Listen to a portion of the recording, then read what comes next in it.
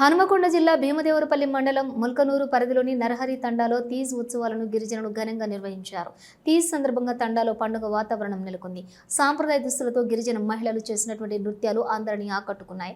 గిరిజన మహిళలు వారి ఆరాధ్య దైవం ముత్యాలమ్మకు 9 రోజులు గోధుమ నారు వేసి ప్రత్యేక పూజలు చేశారు. 9 రోజులు అనంతరం నారును తీసుకెళ్లి నిమజ్జనం చేశారు. అలా చేస్తే వారికి వారి కుటుంబాలకు మంచి జరుగుతుందని నమ్మకం.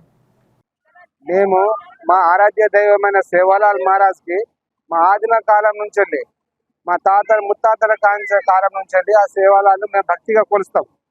మాకు ముత్యాలమ్మ దేవత ఉంటది.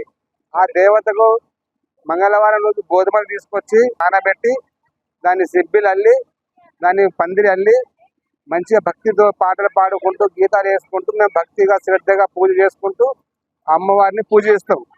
9 రోజులు నవ పూజలు చేసి 9వ రోజు రాత్రి నిమజ్జనం చేస్తాం. నిమజ్జనం చేసిన తర్వాత అమ్మవారు మాకు భక్తిగా మాకు అంత ధ్యానం ఇస్తుంది, మాకు భక్తి ఇస్తుంది అని చెప్పేసి నమ్మకం. మాకు పంటలు మంచిగా పండుతాయి, పాడి పంటలు మంచిగా ఉండాలి, మాకు అంత ఆరోగ్యంగా ఉండాలి, వర్షాలు బాగా పడాలి, తెలంగాణ ప్రజలందరూ సుఖంగా ఉండాలి అని చెప్పేసి మేము ప్రతి తండాకి వాడకి గల్లీకి మేము ఈ పండుగ చేసుకుంటాం. దీనికి మా ప్రత్యేకత ఇది.